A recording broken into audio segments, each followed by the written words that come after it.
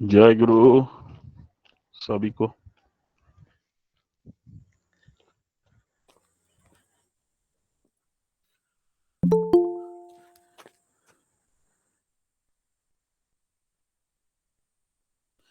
सभी दादा एवं माताओं को जय गुरु।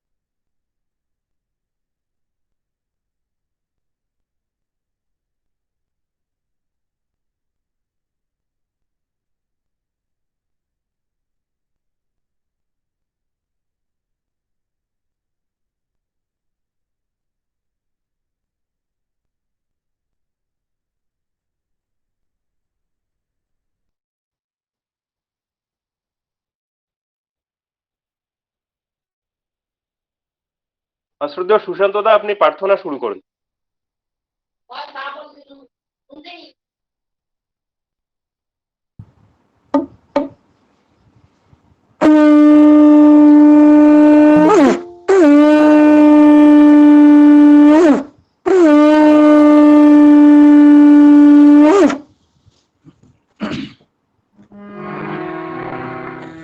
बार बार कर विनती राधा स्वामी आगे, दया करो दाता मेरे हित चरण न लागे। जन्म जन्म रही भोल में रही पाया भेदा, काल कर्म के जाल में रही भोगत खेला। जगत जीव भर मत फिर नित चार खाने, जेने योगे फिर रहे सब मन के ज्ञाने। भाग जगा मेरे राधिका मिल सदगुरु आए, राधा स्वामी दाम का मही भेद नाए। ऊंचा से ऊंचा दे सुहाय अहि अधर दिखाने, जिना संत पावे नहीं श्रुत शब्द निशाने। राधा स्वामी नाम के महिम महिम सुनाई, बिना अनुराग जगाय के घर पहुँचो वाए। साधु संग कर सारस मल पिया गाई, प्रेमल का गुरु चरण में मनु संतनु आए। तरब करू रह इस पिया गुरु जाए, दर्शन रस निकालह गह मन स्थिरताए। सूरज चारे आकाश में कर शब्द विलासा, धाम धाम मेरे खातो चल अब निज गरुवासा। ये आशा मेरे मन वस रह चित्त उदासा, बिना सुनाऊं कृपा कर तुझ चरण निवासा। हम बिन कह समरत नहीं यश मागो दाना, प्रेम धार रखा कर भला अमृत खाना। दीन दयालु दया करो मेरे समृत स्वामी, स्वीकार करो गौ अथर्व नित राधा स्वामी। हम बिन कई समरथ नहीं जस मागो दान, प्रेम भार रखा करो भला अमृत खाना। दीन दयालु दया करो मेरे समृत स्वामी, स्वीकार करो गौ अथर्व नित राधा स्वामी। ये स्वीकार करो गौ अथर्व नित राधा स्वामी। बार बार कर जोर कर सभिनय कर पुकार, साधु संग मोहि देव परम गुरु दाता। कृपा सिंधु समर्थ पुरुषा आदि अनादि पार, राधा स्वामी परम विद मैं तुम सदा आधार। बार बार बल जाओ तन मन हर चरण पर, प्रेम खेले में गाओ मेहर कुरी रस कृपा करो। जन्म दान गुरुदेवा नया सिंधु पुराण धनी, नित्य करो तुम सेवा। अचला भक्ति मोहिरा प्रभु, दीना दीनायनाथ हाथ हाथ मान करो। अब राखो निज साथ, दीन दयाल कृपा निधि। काम क्रोध मध लोभ सब विधि अवगुण हारुनि, प्रभु राखो मेरे लाज।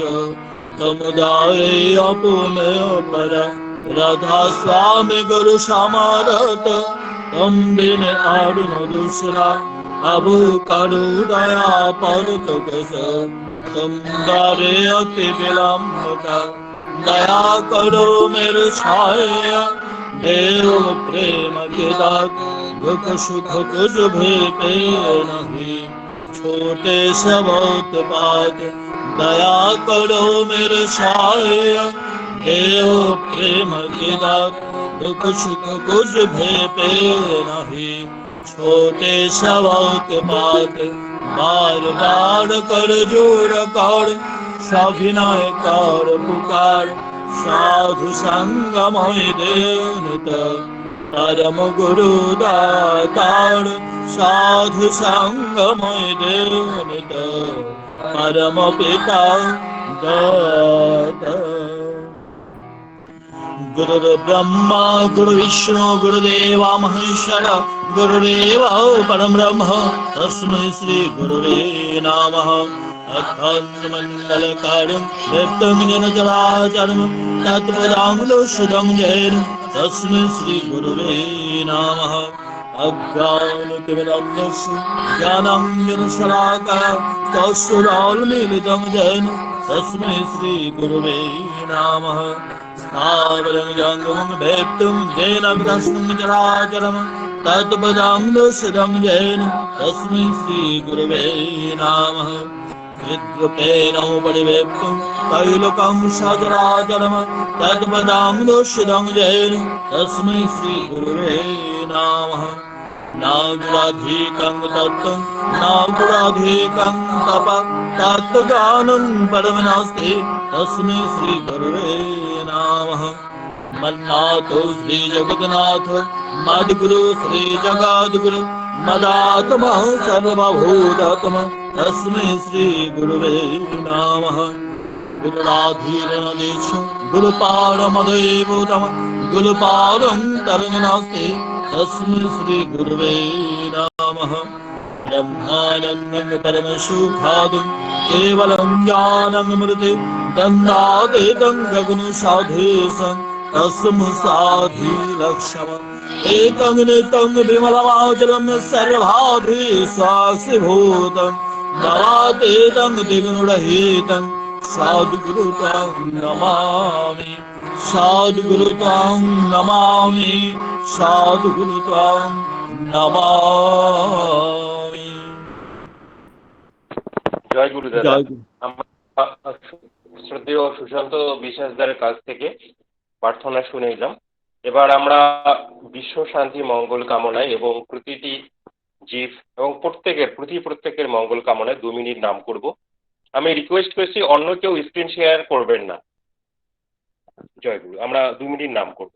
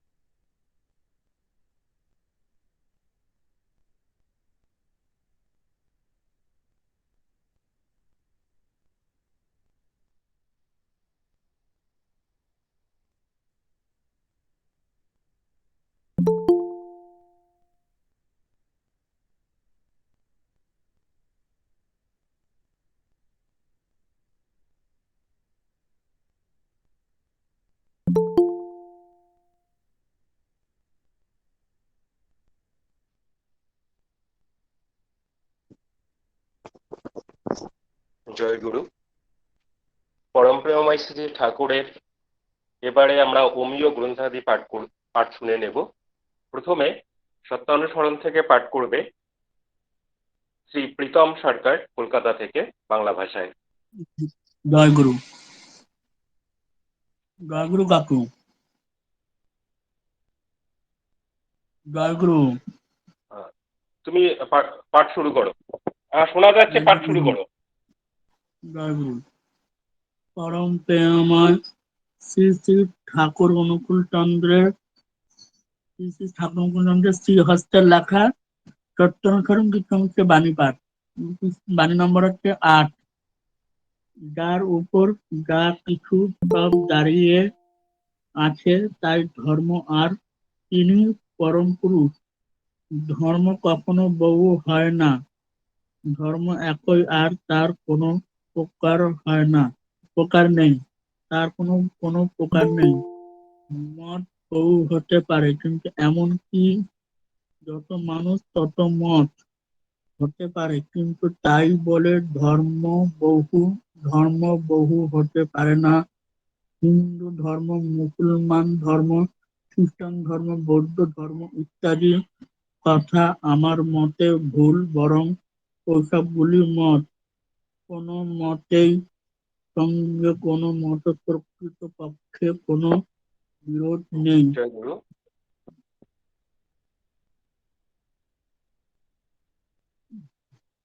এবারে অসমীয়া ভাষায় রুমি ভট্টাচার্য জয় গুরু।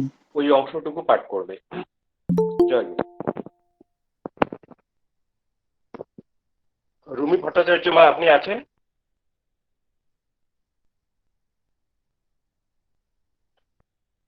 জয় গুরু।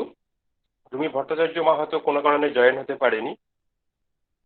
এবারে হিন্দি ভাষায় শ্রী নীরজ কুমার সহপ্রতি ঋত্বিক, উনি হিন্দি ভাষায় পাটনা থেকে অনুসরণ পাঠ করবেন। जय गुरु दादा। হ্যাঁ দাদা, পাঠ করুন। परम प्रेम में परम दयाल श्री श्री ठाकुर अनुकूल चंद्र जी श्री हस्तलिखित ग्रंथ सत्यानुसरण, जिस पर सब कुछ आधारित है वही है धर्म, और वे ही है परम पुरुष। धर्म कभी अनेक नहीं होता, धर्म एक है और उसका कोई प्रकार नहीं। मत अनेक हो सकते हैं, यहां तक कि जितने मनुष्य हैं उतने मत हो सकते हैं, किंतु इससे धर्म अनेक नहीं हो सकता। मेरे विचार से हिंदू धर्म, मुसलमान धर्म, ईसाई धर्म, बौद्ध धर्म इत्यादि बातें भूल है, बल्कि वे सभी मत हैं। किसी भी मत के साथ किसी मत का प्रकृत रूप से कोई विरोध नहीं। भाव की विभिन्नता, प्रकार भेद है, एक का ही नाना प्रकार से एक ही तरह का अनुभव है।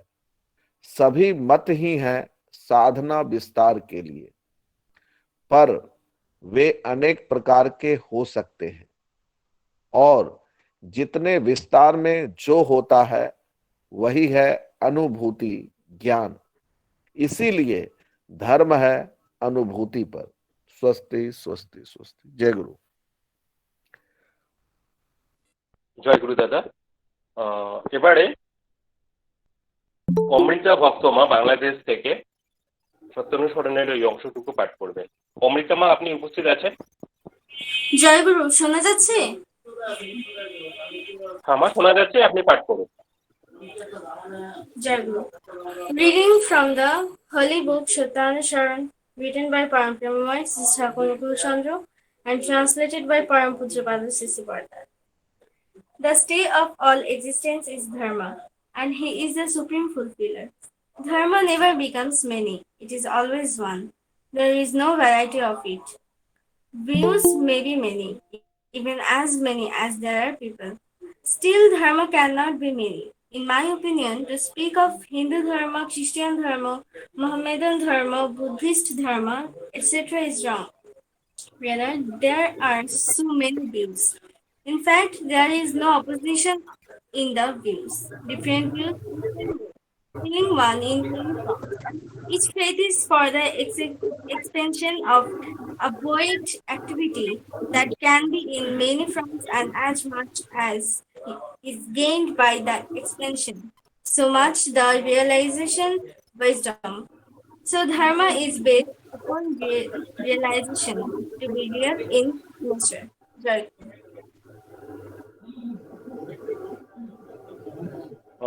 জয় গুরু মা। এতক্ষণ বাংলায় প্রীতম সরকার, হিন্দিতে শ্রদ্ধেয় শ্রী নীরাজ কুমার সহপ্রতীক দাদা এবং অমৃতা ভক্তমা বাংলাদেশ থেকে তিনজন করলেন। তাদের প্রতি প্রত্যেকের মঙ্গল কামনা করছি। প্রেমাশ্রী ঠাকুর এই বাণীটির মাধ্যমে যে কথা বলতে চেয়েছিলেন, পূজ্যপাদ বড়দাদা তার ব্যাখ্যা করতে গিয়ে বলেছেন, তিনি আগে বোম ছিলেন, বোম থেকে তিনি জলস্তরে, জলস্তর থেকে শৈবাল, এরকম করতে করতে বহুকুশী জীব হতে হতে আমরা এই মনুষ্য, এবং সবকিছুর মধ্যে তিনি আছেন, এবং ঈশ্বর প্রাপ্তি তার মধ্যে বিলীন হয় আমাদের ধর্ম, খ্রিস্টান ধর্ম, মুসলিম ধর্ম, এগুলো সম্প্রদায়। আর রিলিজিয়ান মানেই হচ্ছে সম্প্রদায়। কাজেই রিলিজিয়ান কখনোই হিন্দু ধর্ম, মুসলিম ধর্ম, এগুলো হচ্ছে সম্প্রদায়। আমাদের মূল ধর্মই হচ্ছে ঈশ্বর প্রাপ্তি। জয় গুরু। এবারে পরম প্রেমে পাই শ্রী ঠাকুরের নারীর নীতি গ্রন্থ থেকে পাঠ করবেন মুনমুন চৌধুরী মা, ত্রিপুরা থেকে। মা, আপনি উপস্থিত আছেন? জয় গুরু, শোনা যাচ্ছে? জয় গুরু মা, পাঠ করুন। হ্যাঁ, শোনা যাচ্ছে। পরম প্রেমময় শ্রী শ্রী ঠাকুর অনুকূল চন্দ্রের নারী নীতি গ্রন্থ হইতে একটি বাণী পাঠ করছি। কপট বন্ধুত্বে যখন দেখিবে তোমার স্বামীর কোনো বন্ধু তোমার স্বামীতে উন্মুখতা দেখাইয়া তোমার সহিত পরিচিত হইতে চায়, তোমার স্তুতি, তোমার সেবা, তোমার সহানুভূতি তাহা লক্ষ্য, কিংবা তোমার সহিত মিশিয়া তোমার স্বামীর আলোচনা ও আলাপ করিতে ব্যস্ত, কিন্তু তা তার জগতে বা পারিপার্শ্বিকে নয়কো, বুঝিবে বন্ধু স্বামীর হইলেও তার লক্ষ্য তুমি। আবার সন্তানের সহিত আলাপ করিয়া, সন্তানের যত্ন শুশ্রূষা করিয়া, তোমার কাছে তার প্রশংসা করিতে, আলাপ আলোচনা করিতে দেখিবে যখনই ব্যস্ত, লক্ষ্য তোমার সন্তান নয় তুমি। বেশ বুঝিও এইরূপ নানা প্রকারই হইতে পারে। সাবধান হইও, সরিয়া দাঁড়াইও, সংস্রবে আসিও না। স্বস্তি স্বস্তি স্বস্তি। জয় গুরু। জয় গুরু মা। শ্রদ্ধেয় মুনমুন চৌধুরী মা ত্রিপুরা থেকে নারীর নীতি যে বাণীটি পাঠ করলেন, এই বাণীটির মাধ্যমে আমরা দেখতে পাচ্ছি যে তিনি প্রত্যেক নারী যেমন সীতাকে লক্ষণ রেখা টেনে দিয়ে গেছিল, এটা অনেকটা লক্ষণ রেখার মতো। এই লক্ষণ রেখা যেন কোনো মাই অতিক্রম না করে, তাহলে সংসারে অশান্তির আগুন জ্বলবে। জয় গুরু।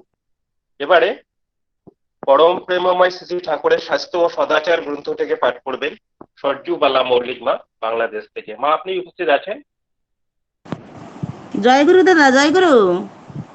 হ্যাঁ, শোনা যাচ্ছে, পাঠ করুন। হ্যাঁ, পরম প্রেমময় শ্রী শ্রী ঠাকুর অনুকূল চন্দ্রের স্বাস্থ্য ও সদাচার সূত্র গ্রন্থ থেকে পাঠ।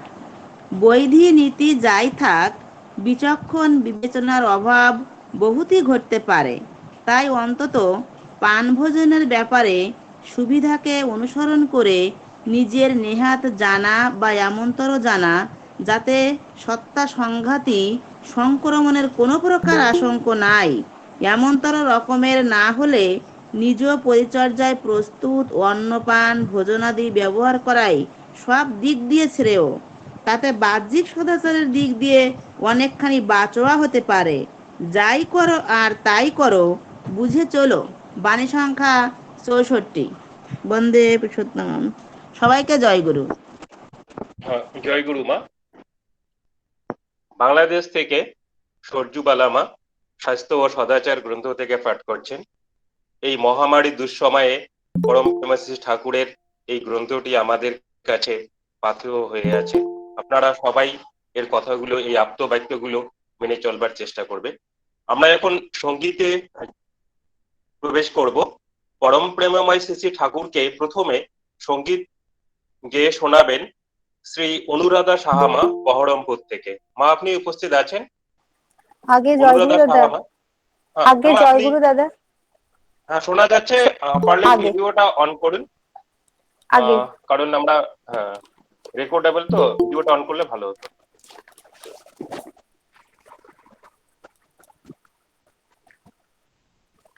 আগে জয়গুরু দেখা চাই দাদা। ডক্টর আশুতোষ দা, আপনি ভিডিওটা অফ করুন। ডক্টর আশুতোষ দা।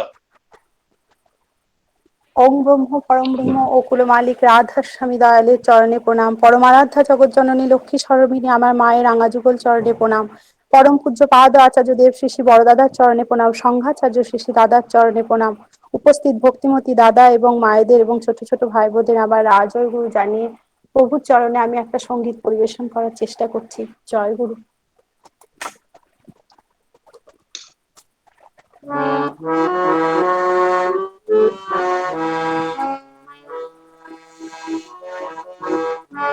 পরম দয়াল পতিত পাবন মুক্তিকে দিশারে তুমকো জগত কারণ। পরম দয়াল পতিত পাবন মুক্তিকে দিশারে তুমকো জগত তারণ।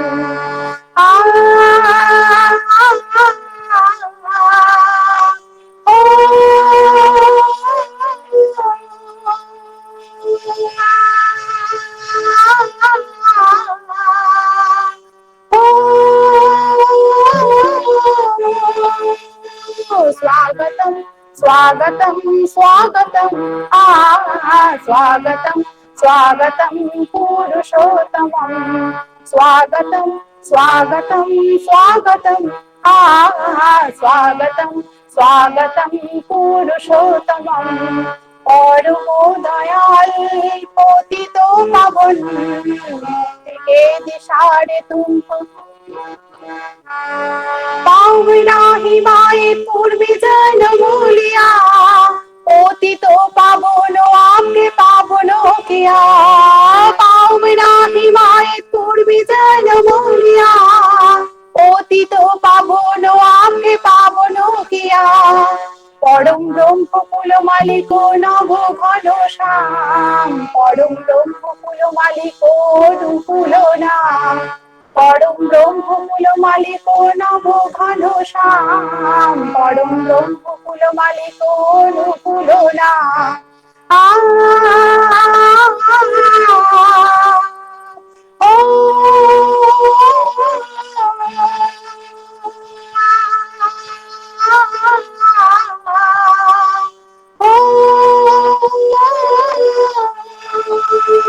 स्वागतम स्वागतम स्वागतम स्वागतम स्वागतम पुरुषोत्तमं। स्वागतम स्वागतम स्वागतम स्वागतम। जय जय निष्ठ भीति तुमने सिखाया। जीने का रास्ता सही तुमने दिखाया। जय जय निष्ठ भीति तुमने सिखाया। जीने का रास्ता सही तुमने दिखाया। तुम्हारे दया से पाया मानव जन्म। तुम्हारे दया से पाया मानव जन्म। तुम्हारे दया से पाया मानव जन्म। तुम्हारे दया से पाया मानव जन्म।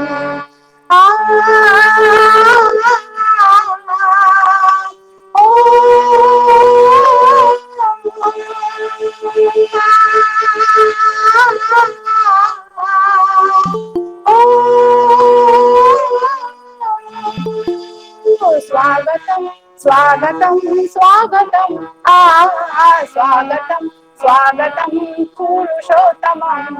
स्वागतम स्वागतम स्वागतम स्वागतम स्वागतम पुरुषोत्तमं।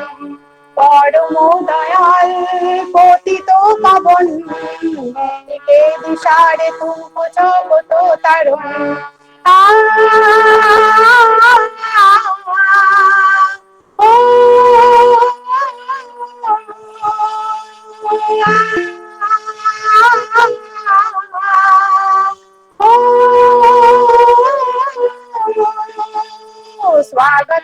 स्वागतं स्वागतं स्वागतं स्वागतं पुरुषोत्तमं स्वागतं स्वागतं स्वागतं स्वागतं स्वागतं पुरुषोत्तमं पुरुषोत्तमं पुरुषोत्तमं জয় গুরু মা। আমরা অনুষ্ঠানের শুরুতেই সুন্দর একখানা সঙ্গীত শুনলাম অনুরাধা শাহ মায়ের কাছ থেকে। ওনার সঙ্গীতের সুরের মূর্ছনায় আমরা স্নাত হলাম। আমরা তার এবং তার পরিবারের মঙ্গল কামনা করছি। মা আপনাকে যেন আবার যেন আমরা পাই। জয় গুরু মা। এবারে আমরা আর একটি সঙ্গীত শুনে নিব, তারপরেই আনন্দবাজার পত্রিকার জার্নালিস্ট দিগন্ত মান্নাদা আমাদের মাঝে উপস্থিত রয়েছেন, তার ইষ্ট প্রসঙ্গ আমরা শুনবো। এবারে সঙ্গীত পরিবেশন করবে সুদেশ কুমার মন্ডল দা, বাংলাদেশ থেকে, সাতক্ষীরা বাংলাদেশ থেকে। সুদেশ দা, আপনি সঙ্গীত পরিবেশন করুন। সুদেশ দা, আপনি উপস্থিত আছেন?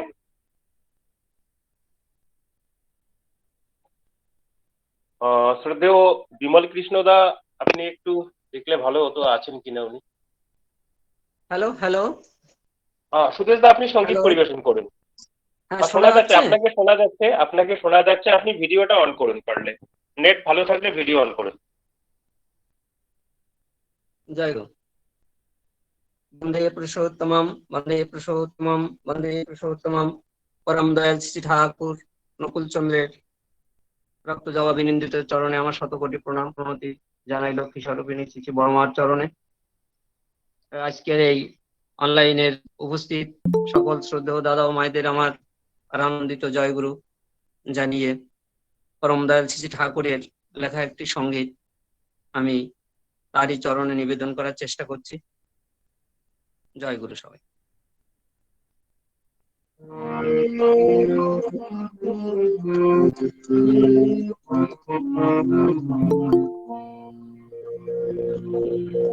আমি বেদি সারি বেদনা হারি হরি নাম সদা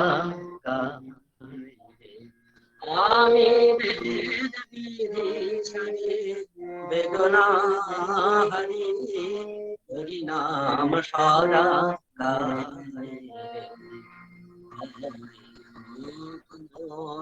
লোক জন মোর লোক জন কোন গতি নাই রে বেদনা হারি হরি নাম সদা গাই বেদনা হারি হরি নাম সদা গাই নাম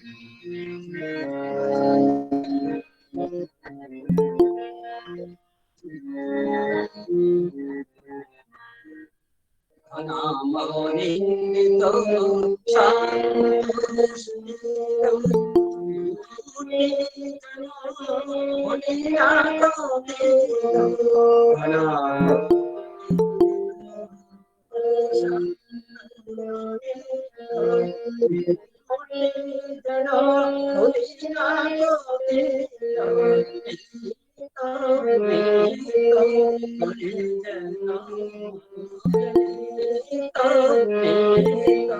করে যেন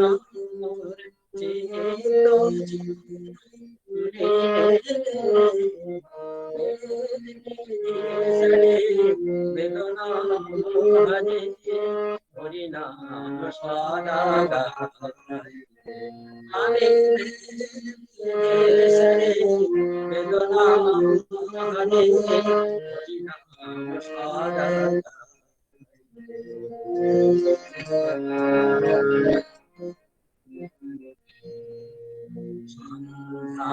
আমার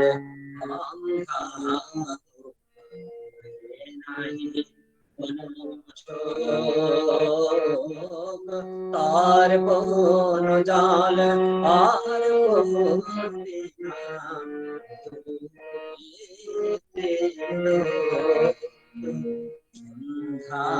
আমার বন্ধা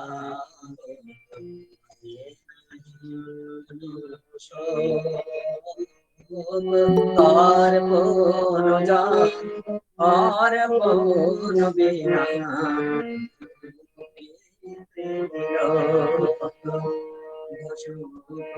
জগতে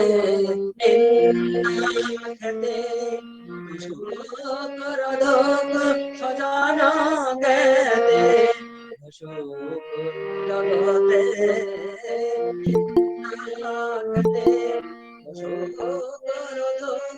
সজানা গেতে আমি কি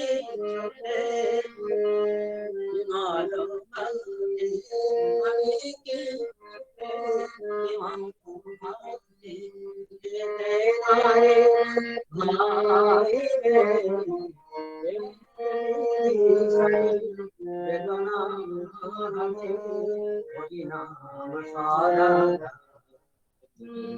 আমি বেদনা হবে নাম সাদা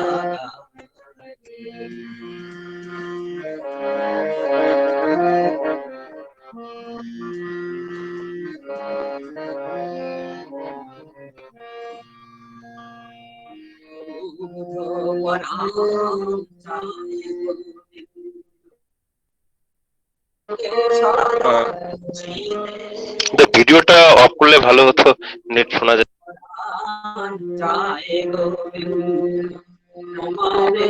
সাদা মানুষে আত্ম ভুলিতে তোমার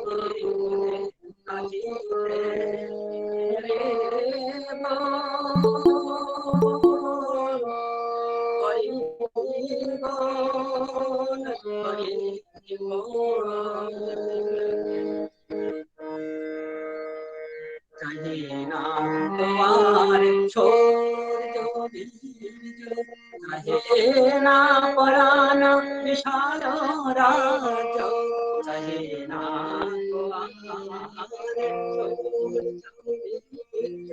চাহে না পরাণ বিশাল রাজ ধর্ম কাম সকলে তেজ ধর্ম কাম সকলে তেজ মুখের মুখে ছাইবে বেদ বিদেশে বেদনা হরে হরি নাম সাদা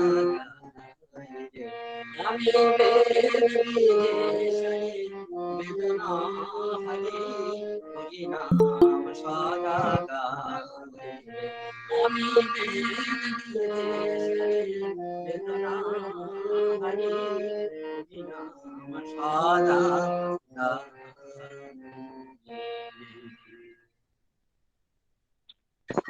জয় গুরু দাদা। আমরা সুদেশ দার ওপার বাংলার সুদেশ দার কাছ থেকে সুন্দর একটি সঙ্গীত শুনে নিলাম, যদিও নেটের একটু সমস্যা হয়েছিল।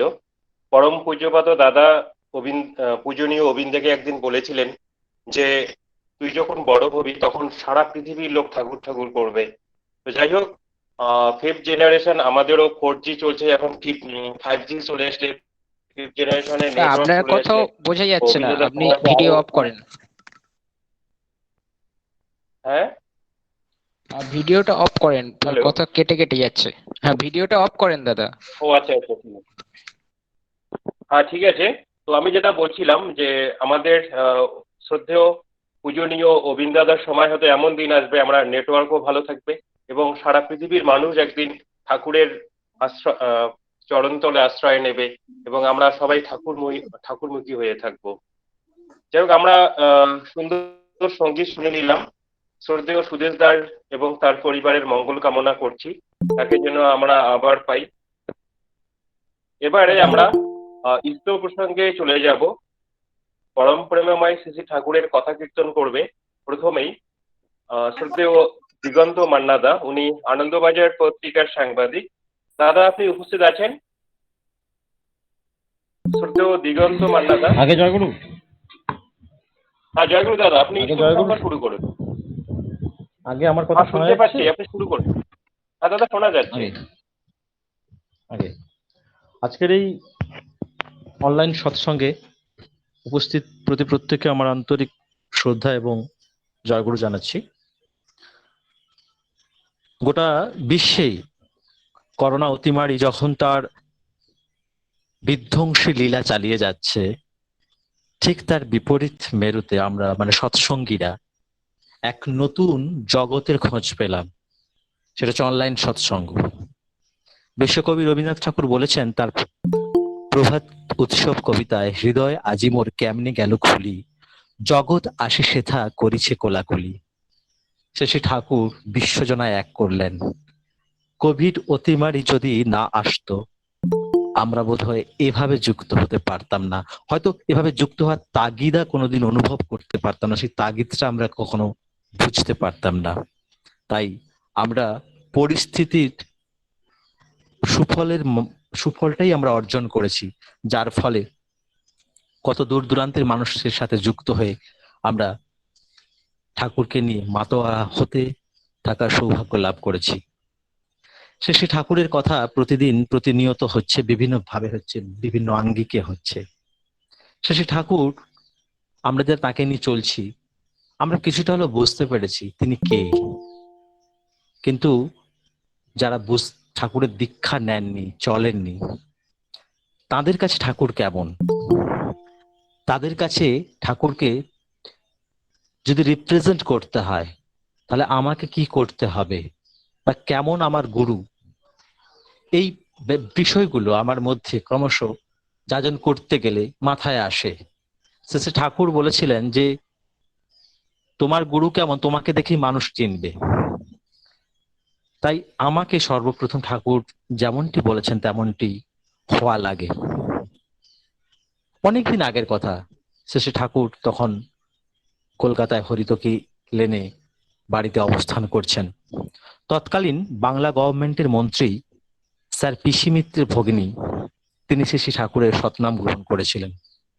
ঠাকুরকে তিনি খুব ভালোবাসতেন। তার একবার ইচ্ছা হয়েছিল বেশ কিছু সোনার গহনা শেষে ঠাকুরকে তিনি উপহার দেবেন। যথারীতি তিনি একদিন ঠাকুরের সমীপে এসেছিলেন।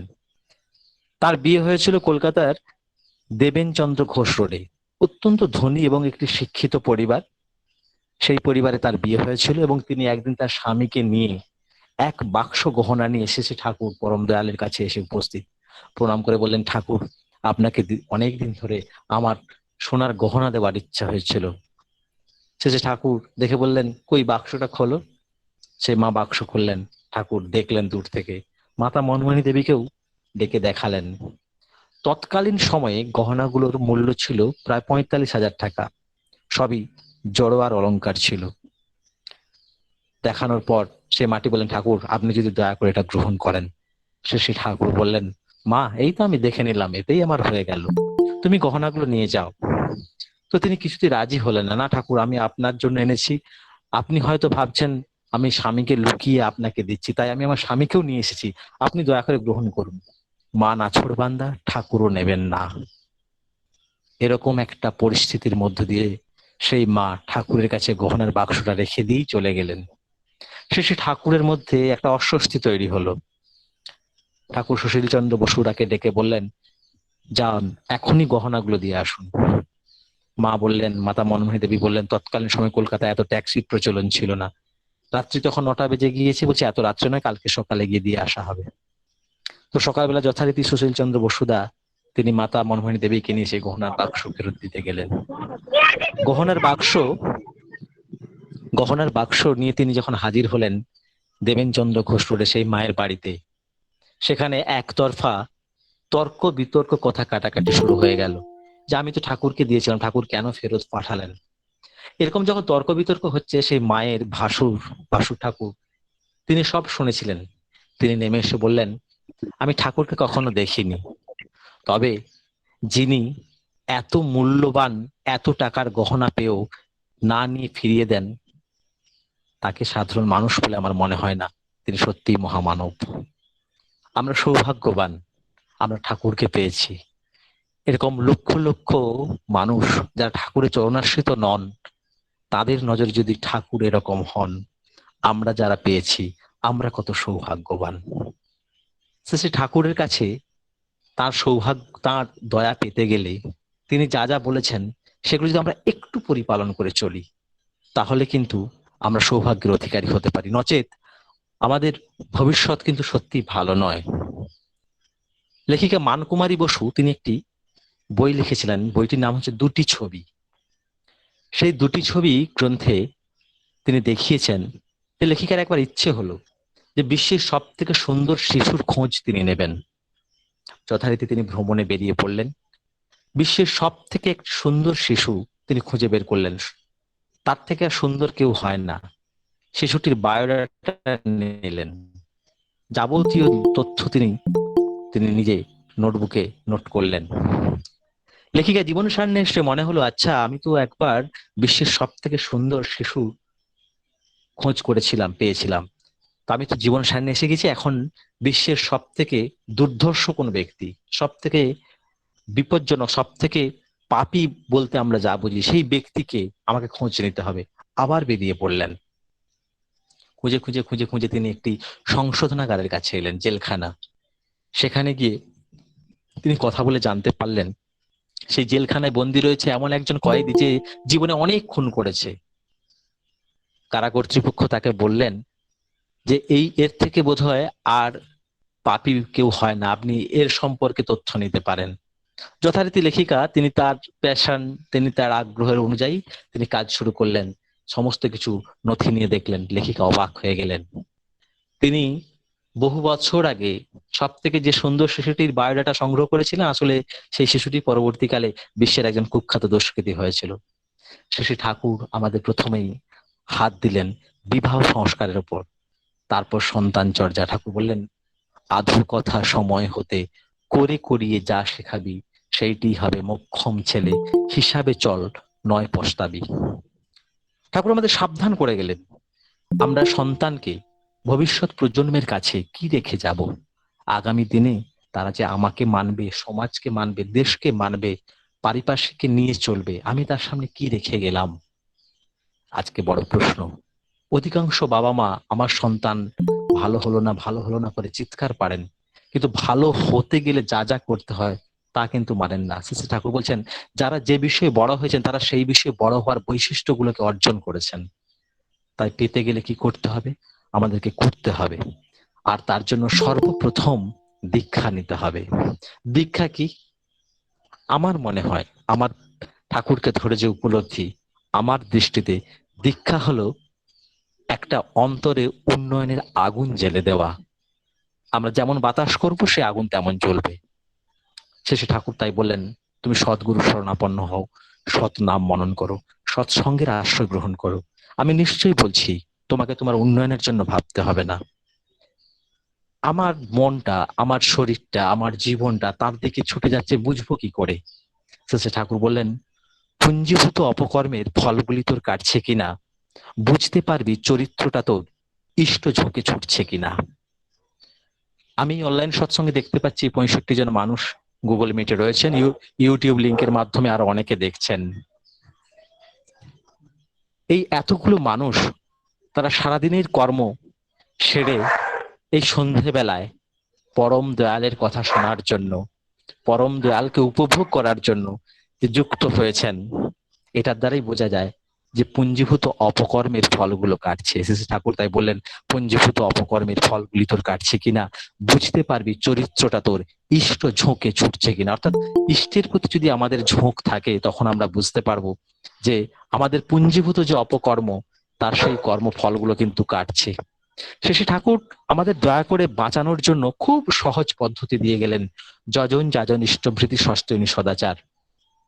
এই পঞ্চব্রত আমরা যদি সঠিকভাবে জীবনে পরিপালন করি, সেই মানুষটাকে নিয়ে ভাবতে হয় না।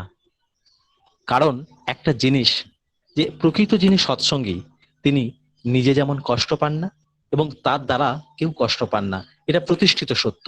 তাই আমাদেরকে কিন্তু প্রকৃত হতে হবে। শ্রী ঠাকুরও আমাদের বারবার সাবধান করেছেন, প্রাণপণে প্রকৃত হওয়ার কথা বলেছেন। কিন্তু দুর্ভাগ্যের বিষয়, আজকে তথাকথিত শিক্ষা, তথাকথিত সমাজ ব্যবস্থায় এই গুরু গ্রহণের বিষয়টা গৌণ হয়ে যাওয়ার কারণে প্রকৃত মানুষ পেতে গিয়ে আমাদের খুব কষ্ট হচ্ছে।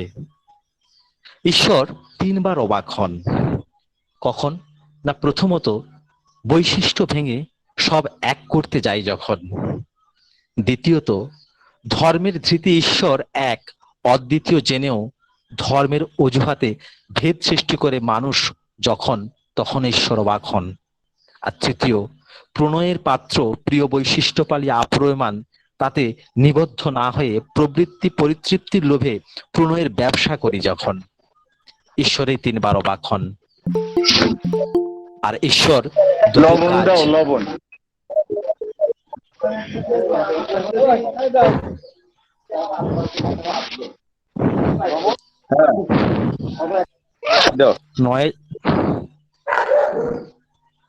নয় আসলে অ্যাডমিন প্লিজ একটু মিউট করবেন।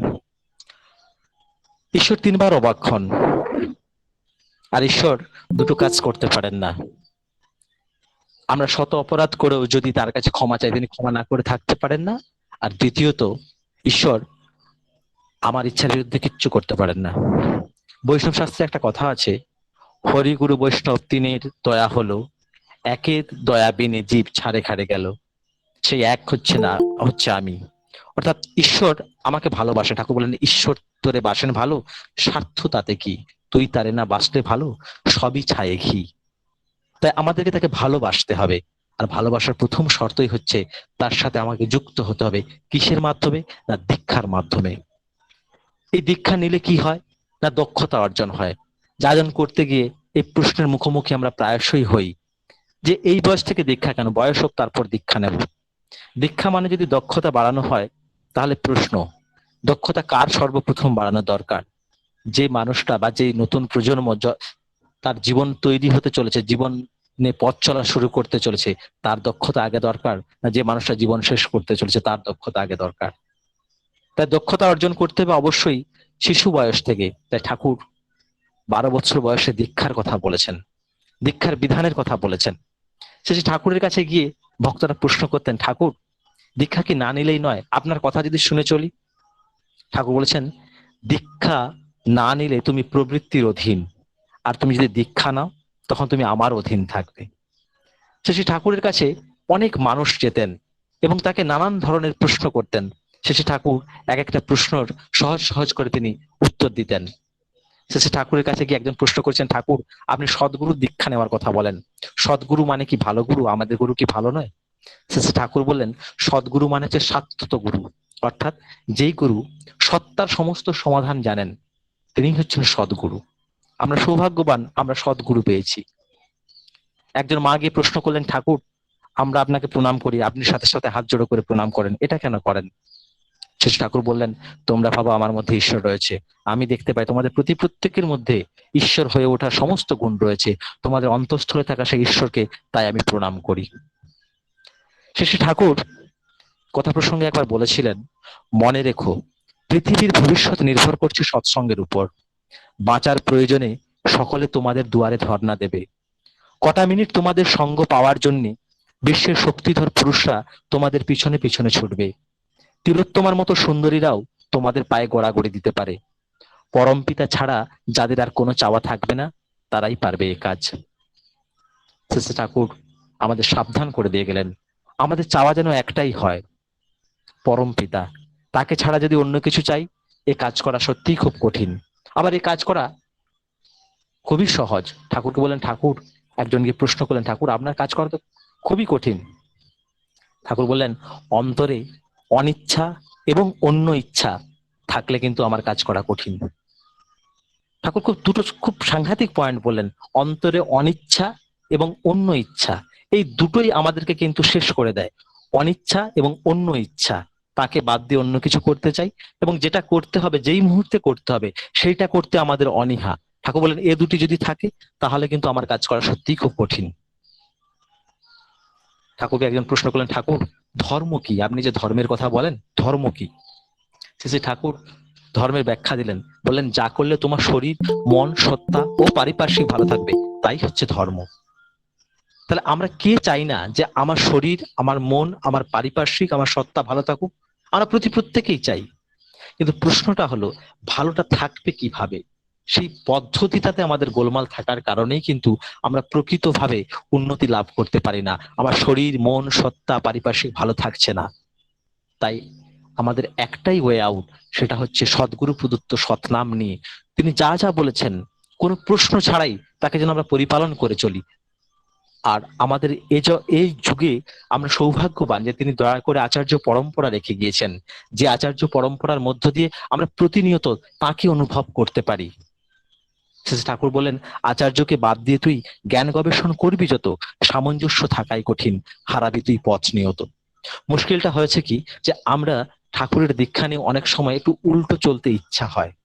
সেই ঠাকুরের প্রত্যেকটা ছড়া, প্রত্যেকটা বাণী যদি আমরা মাইনুট ডিটেলস একটু স্টাডি করি, সেখানে আমরা লক্ষ্য করবো ঠাকুর আমাদেরকে কতভাবে সতর্ক করে গিয়েছেন। একটা বাণী আমরা প্রত্যেকেই জানি, ঠাকুর বলেছেন মাছ মাংস খাসনে আর, পেঁয়াজ রসুন মাদক ছাড়। মাছ মাংস খাসনে আর, আমি যখন এই বাণীটা, ঠাকুরের এই বাণীটা আমি পড়েছিলাম, আমার মনে একটা কথা হয়েছিল, ভেসে এসেছিল যে মাছ মাংস খাস নে আর। ঠাকুর এই আর শব্দটা প্রয়োগ করলেন কিসের জন্য প্রয়োগ করলেন? না, আর শব্দটা হচ্ছে সিম্বল অফ ডেঞ্জার, অর্থাৎ ডেড লাইন। আমি যদি কাউকে বলি তুমি আর এগিয়েও না, সামনে বড় বিপদ, অর্থাৎ তাকে ওখানেই থামতে হবে, না হলে বিপদ। ঠাকুর এই আর শব্দটার দ্বারা কিন্তু আমাদেরকে অ্যালার্ট করে দিয়ে গেছিলেন যে এইটা শোনার সাথে সাথে যদি না আমি অ্যালার্ট হই, তাহলে কিন্তু বিপদ আমার আসবেই। এই বাণী হয়তো আমরা প্রত্যেকেই জানি, কিন্তু এখনো পর্যন্ত সস্তর নিতে আমার মনে দ্বিধা জাগে। তাই আমাদের কিন্তু সাবধান হতে হবে। ঠাকুরকে আমরা দয়াল বলি, তার উল্টো দিকে আরেকটা রূপ রয়েছে ভয়াল। আমরা যেন যেচে তার ভয়াল রূপটা আমার সংসারের মধ্যে না আহ্বান করে আনি, কারণ তিনি কিন্তু প্রতিটা ছত্রে আমাদেরকে সতর্ক করে গিয়েছেন। যেমনটা বলেছেন মাছ মাংস খাস নে আর, অর্থাৎ সিম্বল অফ ডেঞ্জার। তিনি কিন্তু আমাদেরকে সেই বিপদের সংকেত অনেক আগেই দিয়ে গিয়েছেন। তাই আমাদেরকে খুব খুব করে সাবধান হতে হবে, তিনি যা বলেছেন সেভাবে চলতেই হবে। এবার আসছে উল্টো চলনে কি হয়। ছোট্ট একটা গল্প বলছি, একটু হাসির গল্প, কিন্তু বাস্তবটা বুঝতে হয়তো অনেকের সুবিধে হবে। আমরা অনেক সময় মানে কি, মানে বর্তমান যে পরিস্থিতির মধ্য দিয়ে আমরা চলেছি, সেই পরিস্থিতির মধ্যে একটা অদ্ভুত খেলায় সবাই মেতে উঠেছি, সেটা কিনা উল্টো চলন। অর্থাৎ আমি নিয়ম মানবো না, নিয়ম ভাঙার খেলা। কে কাকে কত অশ্রদ্ধা করতে পারি, কে কাকে কত খাটো করে নিজেকে বড় করতে পারি। এবং কোন দেখছেন না, আজকে এতগুলো দেশ রয়েছে, কেউ কাউকে মানছে না, যে যার মতো করে করছে। এবং এটা করতে গিয়ে যেটা হচ্ছে, সেটা হচ্ছে বাস্তবিক পক্ষে সে বিপদের মধ্যে পড়ছে। এই উল্টো চলন, অর্থাৎ বিধির বিধানকে ভেঙে চলার মধ্যে একটা জান্তব আনন্দ তৈরি হচ্ছে মনের মধ্যে, যে জান্তব আনন্দটা আসলে ধ্বংসের প্রতীক। এই উল্টো চলনে কি হয়, একটি গ্রামে একটি মানুষ ছিলেন, সেই মানুষটির মনে সবসময় উল্টো চলার একটা ধান্দা ছিল। কিরকম উল্টো? না, প্রত্যেকের সাইকেলে যেমন হর্ন থাকে, মানে যাকে আমরা বেল বলি, তো তিনি বলছে সাইকেলে বেল কেন থাকবে, আমি বেল রাখবো না। সাইকেলে সবাই ব্রেক থাকে, তো তিনি সাইকেলে ব্রেক রাখতেন, আমি ব্রেক ছাড়াই সাইকেল চালাবো। এমনকি তিনি এমনই উল্টো চলন চলতেন যে জামা আমরা সামনের দিকে যেমন জামার হুক গুলো বা বোতাম গুলোকে লাগাই, তিনি জামাটাকে ঘুরিয়ে পড়তেন, পিছন দিকে বোতাম লাগাতেন। এবং প্যান্ট, আমরা যেমন ছেলেরা যারা প্যান্ট পরি, তো প্যান্ট যখন পরি সামনের দিকে চেন আমাদের থাকে, তো তিনি প্যান্টটাকে ঘুরিয়ে পড়তেন, পেছনের দিকে চেন। দেখেন না আজকালকার সব ফ্যাশন এসেছে প্যান্ট ফাটা, হ্যাঁ, দেখলে মনে হয় যেন খুব গরিব বাড়ির ছেলে, আসলে সেটা গরিব বাড়ির ছেলে না, এগুলো তার সো-কল্ড ফ্যাশন। তো সেই ব্যক্তির এরকম একটা ছিল যে আমি সব উল্টো করবো। হ্যাঁ, এই যুগে যেরকম চলছে আর কি, সব তার উল্টো। তার সাইকেলে ব্রেক থাকে না, সাইকেলে বেল থাকে না, তিনি জামা উল্টো পরেন, সবকিছু উল্টো পরেন। তো ঘটনাটা শুনুন। সেই ব্যক্তি সবসময় উল্টো চলেন, রাস্তা দিয়ে যখন যান তিনি হর্ন দেন না, লোকে যেখানে ব্রেক মারে উনি ব্রেক মারেন না, উনি স্পিডে যায়, কারণ তো ব্রেক তো নেই, আদপে তার ব্রেক নেই। তো একদিন রাস্তাতে ভোর বেলায়, মানে রাতের বেলায়, তিনি একটা জায়গায় তাকে একটি গাড়ি ধাক্কা দিয়ে চলে যায়। তো মানুষটা বেঁচে ছিল, রাস্তার ধারে পড়ে রয়েছে, গোগাচ্ছে। তো কেউ রাত্রিবেলা দেখেনি। ভোরের বেলায় চাষিরা যারা ওই ব্যবসা করে, ভেজিটেবল সমস্ত মার্কেটে নিয়ে যায় বা আনাজ টানাজ, তারা রাস্তা ধরে যাচ্ছিলেন। তো যেতে যেতে যেতে একটা গোগানির শব্দ পেলেন। তখন খুব একটা সকাল হয়নি, তবে সকাল হয়ে আসছে, কাক ভোর বলা যেতে পারে। তো গোগানির শব্দ পেল বলে, আরে কেউ বোধহয় একটা অ্যাক্সিডেন্টে মরে পড়ে আছে, চল গিয়ে হেল্প করা যায়। তো তারা গেলেন, আবছা আলোতে দেখছেন, কি দেখছেন না, দেখুন ওই যে জামার বোতাম তার উল্টো দিকে পড়তো, অর্থাৎ আমরা সামনের দিকে পড়ি, তার উল্টো দিকে। তো যখন তারা উল্টো দিকে দেখলো, বললো ইস, এভাবে এমন দুর্ঘটনা ঘটেছে, পুরো একে তার হাত মুখ সব ঘুরে গেছে। অর্থাৎ তার যেহেতু তার পোশাকটা উল্টো পড়া, তাদের মনে এসেছে সবটা দুর্ঘটনার কারণে সবটা ঘুরে গেছে। তখন একটা একটা তারা কি করছেন না, প্রথম বলে একটা কাজ কর, সবাই মিলে চল প্রথমে পাটাকে আমরা ঠিক করি। প্যান্টটা উল্টো দিকে পড়া ছিল, যথারীতি তারা ভাবছেন হয়তো যে সেইটা সামনের দিক, পেছনের দিকটাকে সামনের দিকে ভেবেছেন, যথারীতি করেছেন কিনা প্রথমে পা গুলোকে ধরে মুড়ে মুড়ে সোজা করছে, বলছে ইস, এভাবে ভেঙে দিয়েছে গো, গাড়িতে এমন ধাক্কা মেরেছে, বেশ যা যেটুকু ছিল সেটুকু গেল, ক্রাশ করে ভেঙে গেল। তারপর বলে একটা কোমরটাও ভেঙে গেল, কোমরটাও ঘুরে গেছে। বলে সবাই মিলে বলে চল চল কোমরটাকে ধরি, যে কোমরটাকে জোর করে ঘুরিয়ে দিল, কোমরটা যেটুকু ছিল সেটাও ভেঙে গেল। তারপর তার বুকের কাছে এলো, বলে ইস, এমন ধাক্কা মেরেছে, মাথা একদিকে বুক একদিকে, স্বাভাবিক, কারণ তার চোখ মুখের যেদিকে তার উল্টো দিকে তো তার জামার বোতাম পড়া রয়েছে। তো যথারীতি তারা বলে এই যে চল সবাই মিলে ধরে এটাকে সোজা করতে হবে, কারণ এর বুকটাও পর্যন্ত ঘুরে গেছে দুর্ঘটনায়। সঙ্গে সঙ্গে তারা করলো কিনা, সঙ্গে সঙ্গে সেই গোটা শরীরটাকে ধরে তারা মোচড় দিল, ব্যাস ক্রাশ করে একটা শব্দ হলো, তার প্রাণবায়ু বেরিয়ে যায় যায় অবস্থা। শেষমেশ হলো ঘাড়ের কাছে, সেই আবছায় আলো তারা দেখলো ইস, ঘাটটাও ঘুরে গেছে, কারণ বুতাম একদিকে মাথা একদিকে। শেষমেশ তারা করলো কিনা, মাথাটাকেও সোজা করলো বাঁচানোর তাগিদে। আসলে সেটা বাঁচা, তারা তো জানতো না যে সে লোকটি উল্টো চলনে চলতো। সবাই মিলে জোর করে মাথাটা ঘোরালো, ভবলীলা সাঙ্গ হয়ে গেল। মানুষটি যদি উল্টো পথে না চলে, যদি সোজা পথে চলতো, তাহলে কিন্তু সে প্রাণে বেঁচে যেত। আমাদের জীবনের পরিস্থিতিটা কিন্তু ঠিক সেই রকম। এই উল্টো চলনার ফলে কিন্তু আমাদের জীবন ক্রমশ ক্রমশ ক্ষয়ের দিকে চলে যাচ্ছে। তাই ঠাকুর আমাদেরকে খুব সাবধান করে দিয়েছেন, যাতে আমরা তার পথে যদি চলি, আমরা কিন্তু সত্যি সত্যি ভালো থাকতে পারি। আর এই যে মাছ মাংস খাস নে আর পেঁয়াজ রসুন মাদক ছাড়, এই প্রসঙ্গে ঠাকুরের একটা কথা মনে পড়ছে। ঠাকুরকে একজন ভক্ত প্রশ্ন করেছিলেন, ঠাকুর আপনি তো নিরামিষ খাওয়ার কথা বলেন, নিরামিষ খেলে কি হয়?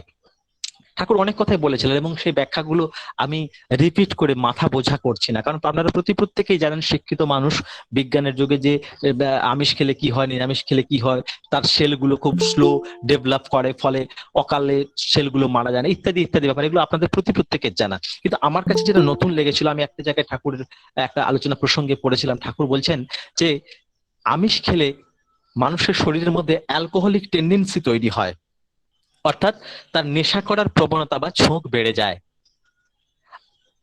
আমরা যদি খুব ভালো করে সমাজের দিকে তাকাই, যারা নেশা করে রাস্তা ধারে পড়ে থাকে, বা রাস্তায় মাতলামি করে, বারে রেস্টুরেন্টে মাতলামি করে, মদ খায়, নিয়মিত মদ্যপান করে, কেউ কি দেখাতে পারবেন তার মধ্যে নিরামিষাশী কেউ আছে?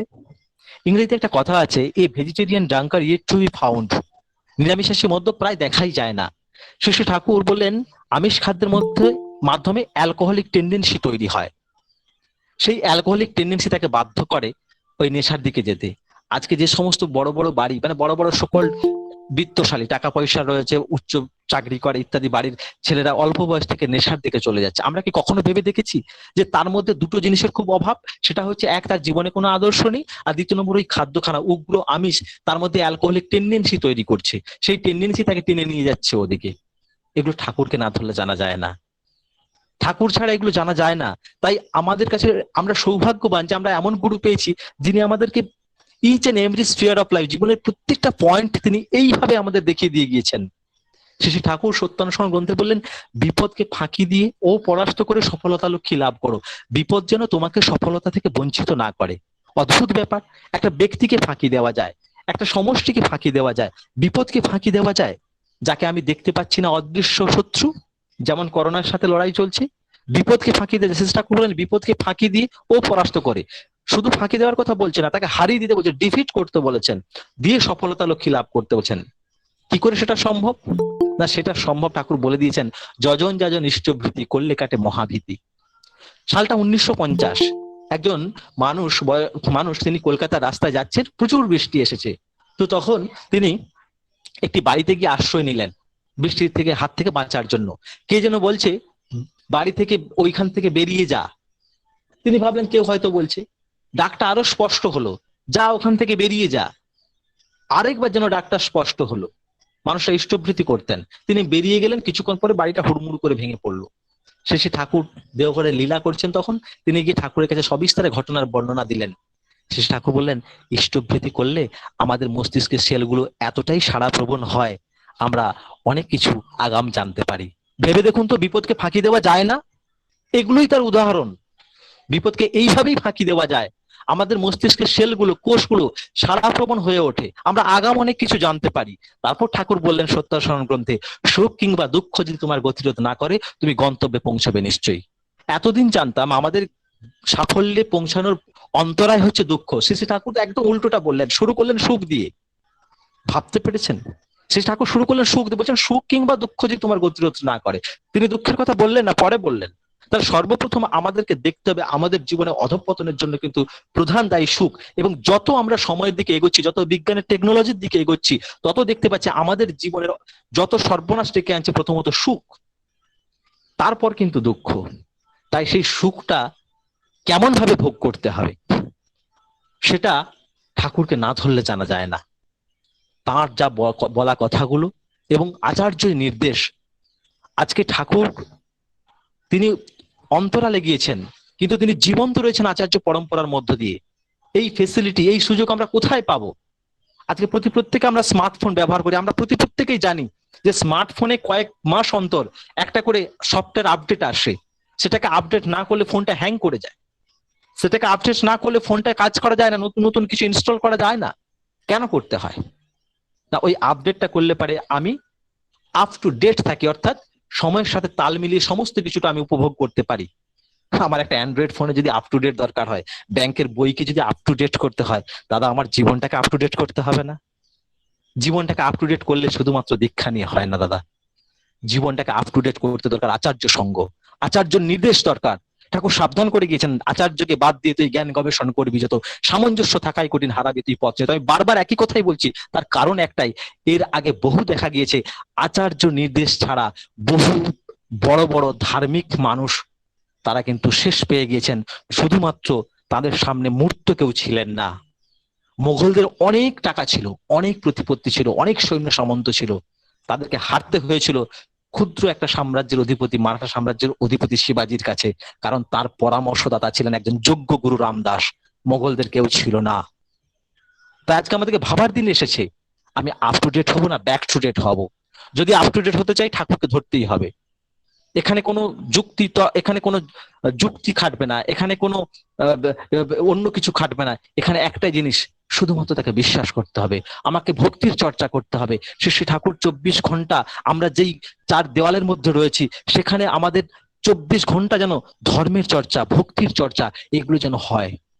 আর এই চর্চা আমাদের যত বাড়বে তত কিন্তু বিশ্বটাকে আপন মনে হবে, তখন মনে হবে তুমি আছো হে প্রাণবল্লভ। প্রত্যেকের মঙ্গল কামনা করে এখানেই শেষ করছি। জয় গুরু। জয় গুরু দাদা। আমরা দিগন্ত মান্নাদার কাছ থেকে অপূর্ব সুন্দর ঈশ্বর প্রসঙ্গ শুনলাম, তার আলোচনায় আমরা অনেক সমৃদ্ধ হলাম। আমাদের মাঝে উপস্থিত হয়েছেন ভাষ্যত সুন্দর চক্রবর্তী দা। তার আগে আমরা একটা গান শুনবো। এবারে সঙ্গীত পরিবেশন করবে মৌসুমী পুরকায়স্থ, মা আসাম থেকে। শ্রদ্ধেয় দিগন্ত দেখার জন্য আমরা আবার পাই। আপনার ইষ্ট প্রসঙ্গ খুব ভালো হয়েছে, আপনার প্রত্যেকটা কথাই আমাদের হৃদয়কে দুলিয়ে দিয়ে গেছে। সবচেয়ে একটা ভালো কথা আমার মনে লেগেছে যে আপনি বললেন শ্রী শ্রী ঠাকুর নমস্কার করতো, কেউ নমস্কার করলে। অ্যাকচুয়ালি কি হয়, রবীন্দ্রনাথ একই কথা বলেছেন, সবাই নিয়ে সবার মাঝে ঘুমিয়ে আছো তুমি, সেই তো আমার তুমি। তো এখানে সবার মধ্যেই ঈশ্বর আছে দাদা। জয় গুরু। এবারে আমরা সঙ্গীত শুনে নেব শ্রদ্ধেয় মৌসুমী পুরকায়স্থ মার কাছ থেকে। মা আপনি উপস্থিত আছেন? জয় গুরু। জয় গুরু। আমার শোনা যাচ্ছে, আপনি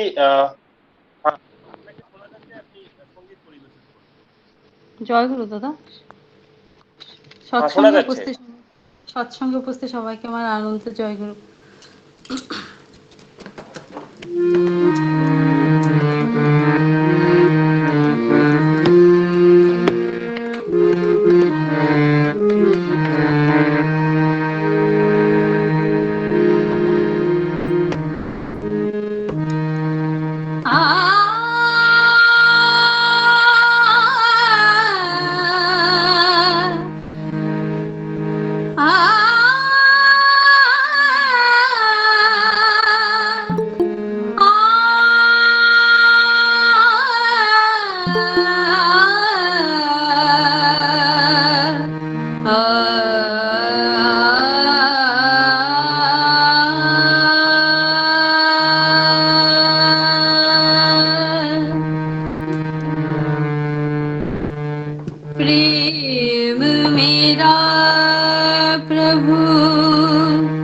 मेरी आराधना तेरे लिए प्रभु, तेरे प्रेम मेरा प्रभु, मेरी आराधना तेरे लिए प्रभु, तेरे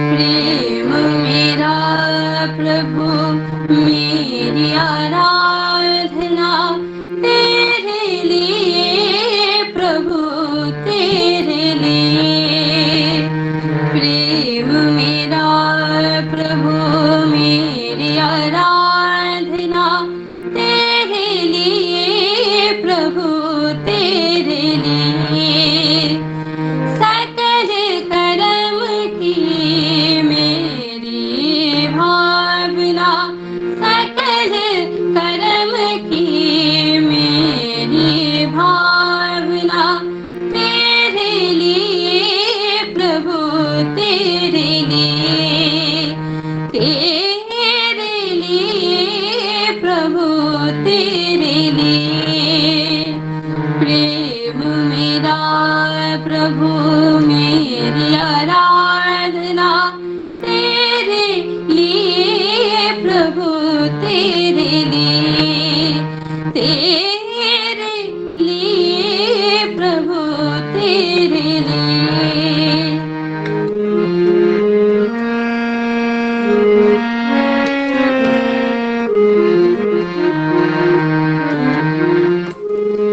अंतर में तुम रहते जीवन ना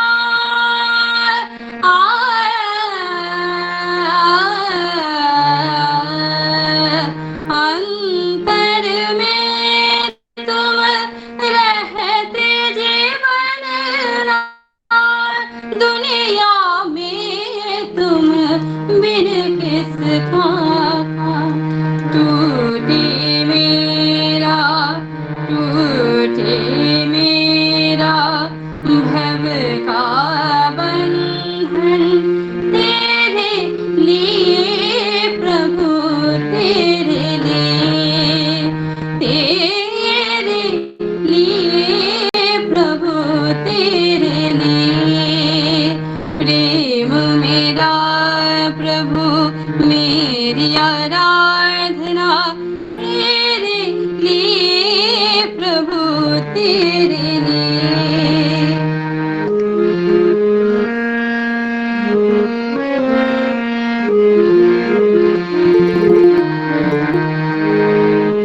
मोह के पैर में मन कंगा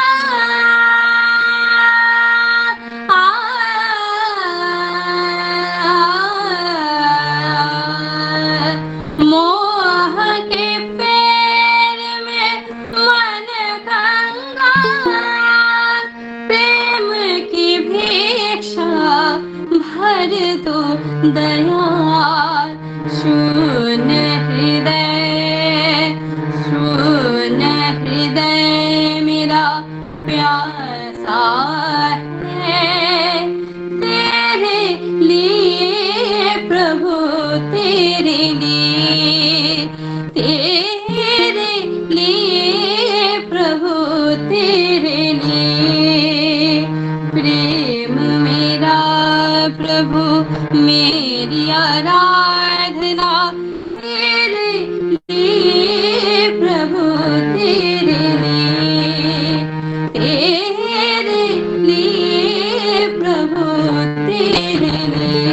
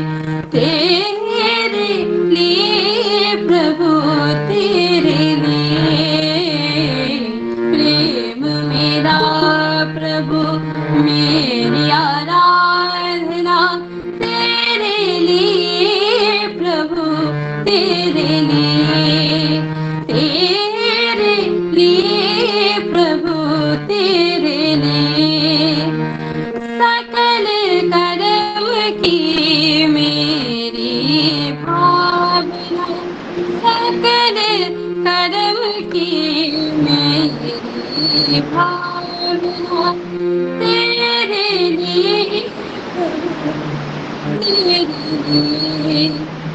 तेरे लिए प्रभु तेरे लिए प्रेम मेरा प्रभु मेरी आराधना तेरे लिए प्रभु तेरे लिए प्रभु तेरे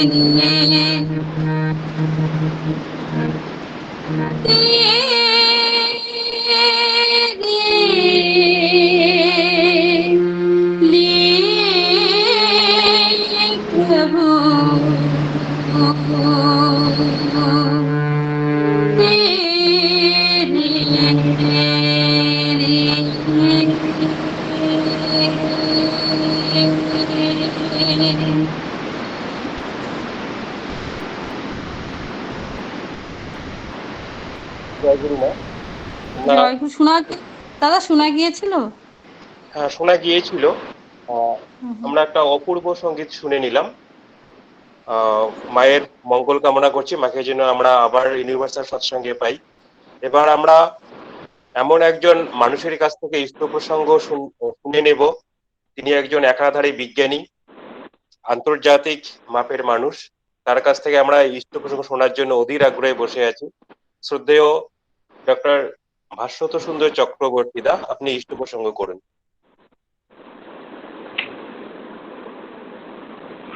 জয় গুরু। আপনারা আমাকে দেখতে পাচ্ছেন, শুনতে পাচ্ছেন?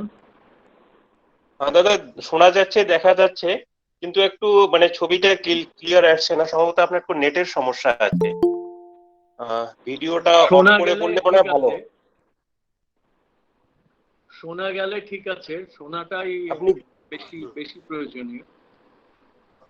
আপনি ভিডিওটা অফ করলে বলে ভালো শোনা যাবে।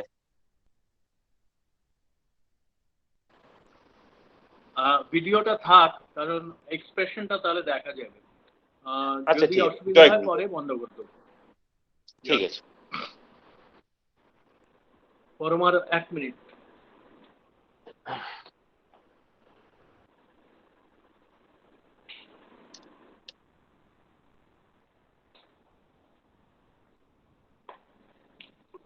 পরমারাধ্য শ্রী ঠাকুর, পরমারাধ্য শ্রী বড়মা, পরমারাধ্য শ্রী বড়দা, দাদা, সবাইকে স্মরণ করে আজ আমি ব্যক্তিত্ব বিকাশ আর ইচ্ছা শক্তি এই নিয়ে ঠাকুরের যা বলা আছে, বিজ্ঞান যা বলে, সেই দুটোর একতায় কিছু বলবো।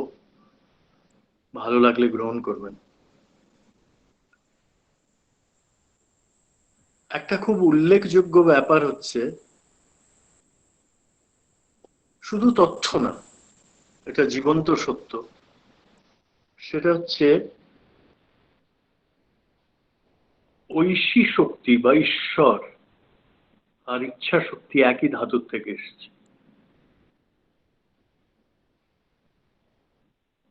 ইচ্ছা শক্তি হচ্ছে একটা গ্রুপ অফ মেন্টাল স্টেটস বা ইউনিভার্সাল এনার্জি, যেটাকে বলে কনেকশন। এবং ছন্দ, জীবনের ছন্দ যেটা, সেটা ওই একই শব্দ থেকে এসেছে,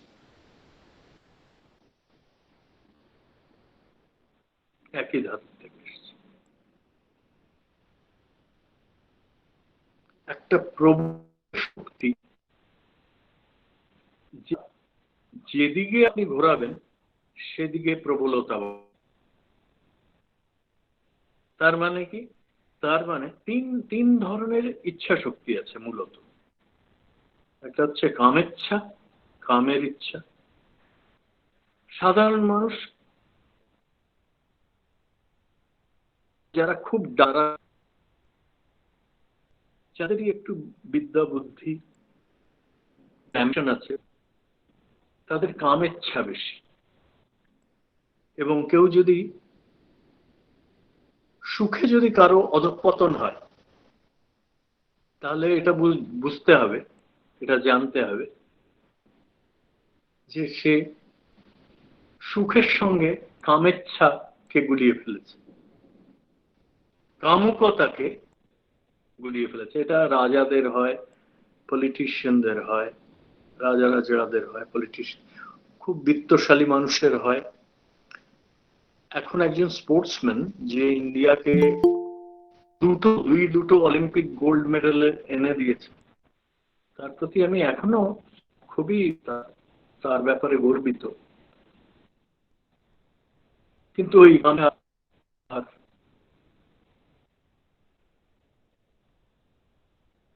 ইচ্ছা শক্তি যে জেনারেল রূপটা, সেটার মধ্যে গুলিয়ে ফেলেছে।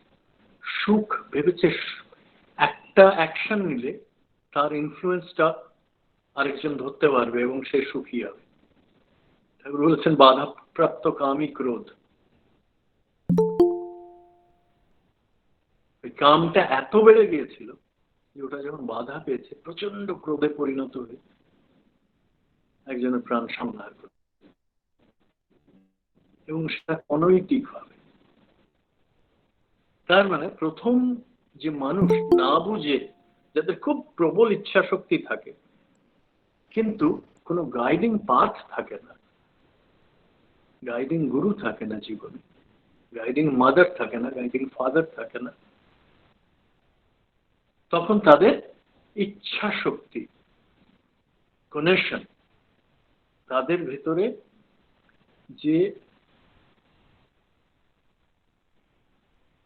এনার্জিটাকে প্রবল করে দেওয়ার, চিন্তাটাকে প্রবল,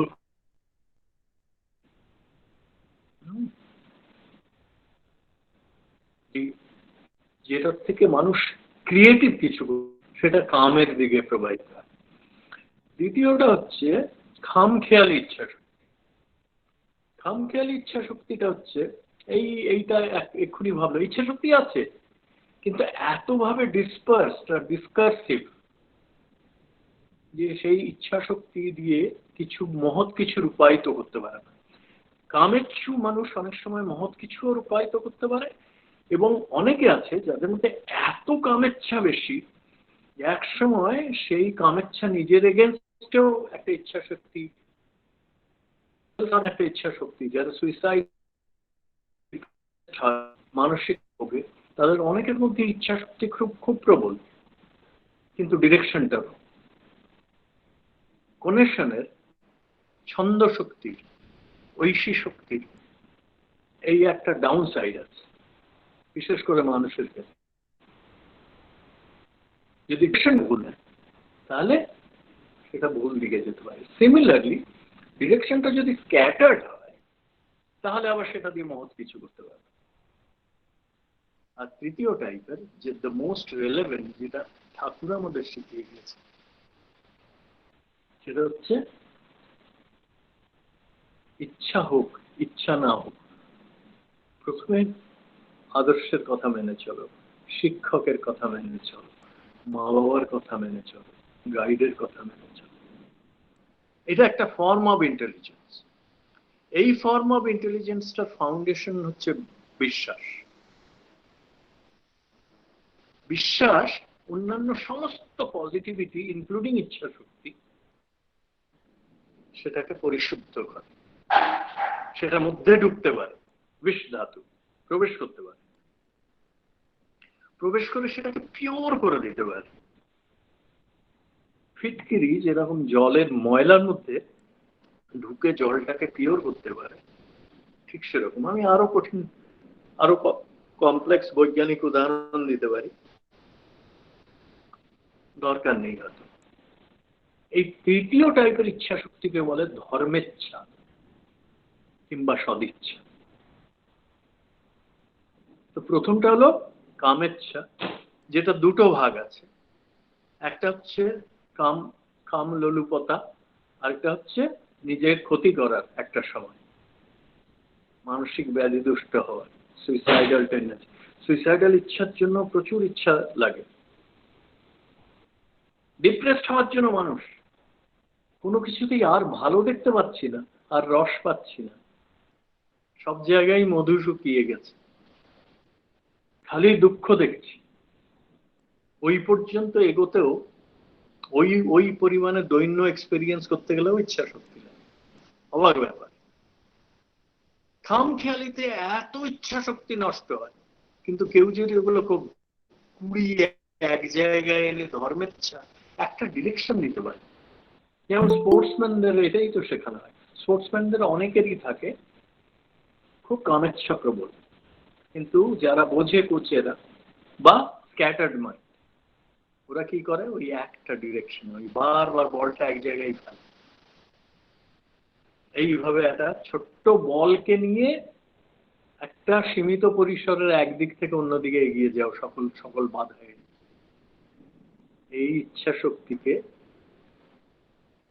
খামখেয়ালি ইচ্ছা শক্তি কিংবা কাম ইচ্ছা শক্তিকে এর দিকে টার্ন করে, ধর্মেচ্ছা বা সদিচ্ছার দিকে টার্ন করে।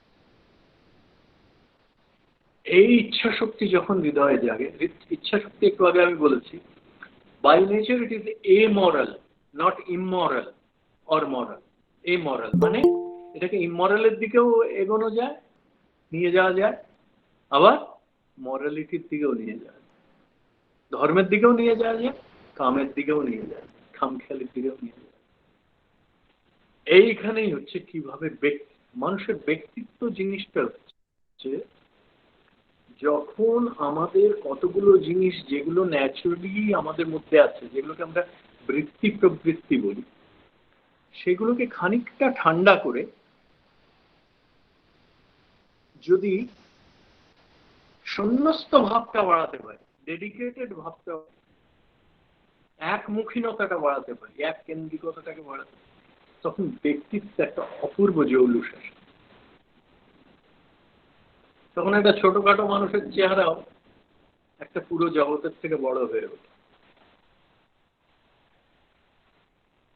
এটা ফিলোসফি সব থেকে প্রথমে আবিষ্কার করে দ্য আইডিয়া অফ জগৎগুরু, ব্যক্তিত্বের বিকাশ। কিন্তু চরিত্রের বিকাশ হচ্ছে ইচ্ছা শক্তির প্রথম পরিণতি। চরিত্র আর ব্যক্তিত্ব একটু তফাৎ। ব্যক্তিত্ব অনেক সময় ইমেজের দ্বারাও ক্রিয়েট হতে পারে। একটা ভীতু মানুষের এমন ইমেজ তৈরি করা যেতে পারে বাইরে, যদি তার পয়সা থাকে, তার রাজত্ব থাকে, সে মনে হবে একটা সিংহের বাচ্চা। ভেতরে হয়তো রোজ ভয়ের চোটে রাত্রে ঘুম আসছে না, উদ্বেগের চোটে হয়তো দিন রাত নেশা করতে হচ্ছে, নানা রকম ক্রোধের এক্সপ্রেশন, নানা রকম লোভের মানের অভিমানের এক্সপ্রেশন। যারা ভেতরে কাছে থাকে তারা জানে। বাইরে একটা দারুণ এরকম বহু এখনো কয়েকটা দেশ আছে যার ডিক্টেটররা এরকম, অনেক ধর্মগুরু আছেন এরকম, অনেক পলিটিশিয়ান আছেন। আমি সেই ব্যক্তিত্বের কথা বলছি, আমি বলছি যে ধার্মিক ব্যক্তিত্ব, যেখানে অন্তর্বাহিরে একরকম, অন্তরের একটা আচরণ আছে, অন্তঃকরণের একটা আচরণ আছে। সেই আচরণে যখন বৃত্তি প্রবৃত্তি কমে আসে, আমাদের অন্তঃকরণের চারটে এলিমেন্ট আছে, চিত্ত বুদ্ধি মন আর অহংকার।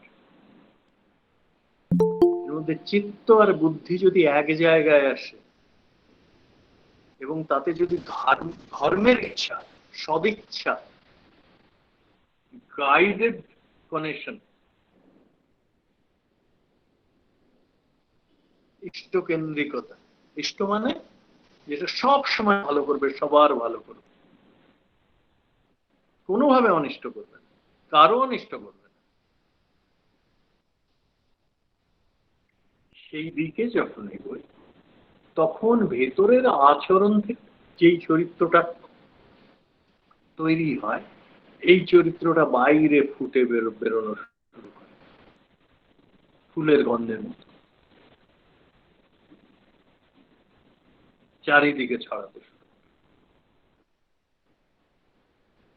তখন একটা ছোটখাটো মানুষও একটা রাজাধিরাজের চাইতে বেশি ইনফ্লুয়েন্সিয়াল,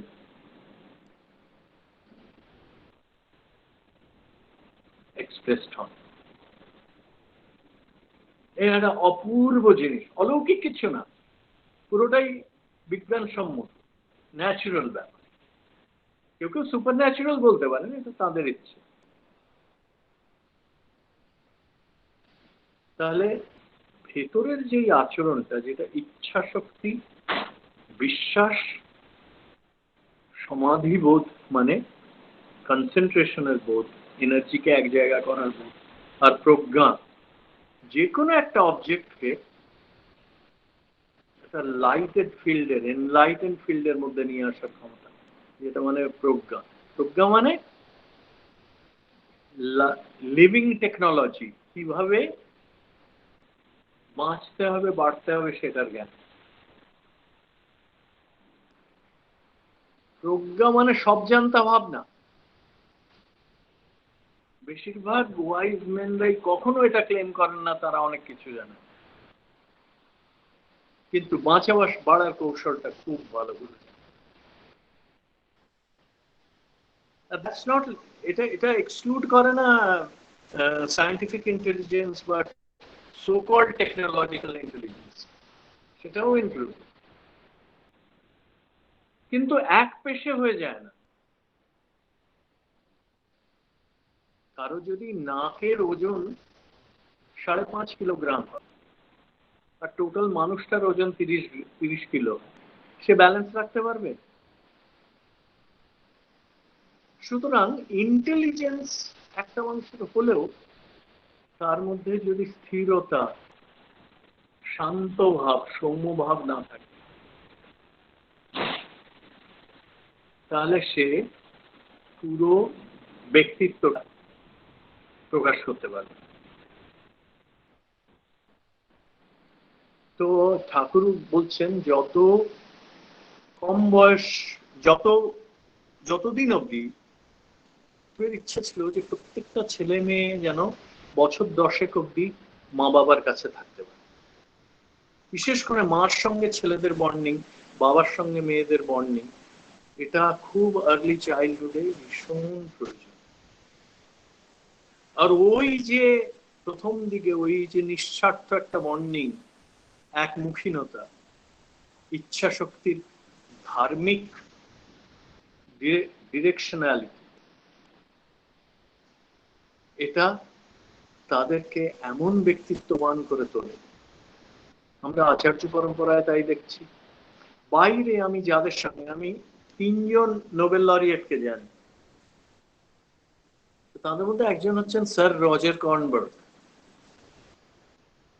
আমি একবার তিরুপতিতে তার সঙ্গে একই ক্লাসে বক্তৃতা দেওয়ার, কনসিয়াসনেসের উপরে সুযোগ পেয়েছিলাম। তো তাকে জিজ্ঞেস করলাম যে আপনাদের বাড়িতে কিরকম এনভায়রনমেন্ট। উল্লেখযোগ্য হচ্ছে যে তার বাবাও নোবেল লরিয়েট ছিলেন। খুব কম ফ্যামিলিতেই 2 জন নোবেল লরিয়েট হয়েছে, আমার মনে হয় 3টে না 4টে ফ্যামিলি আছে মনে, এবং তার ছেলেও নোবেল প্রাইজের জন্য নমিনেটেড হয়েছে। তিনি যদি হন প্রথম ফ্যামিলি হবে যেটা 3 জেনারেশন ধরে নোবেল প্রাইজ পাচ্ছে।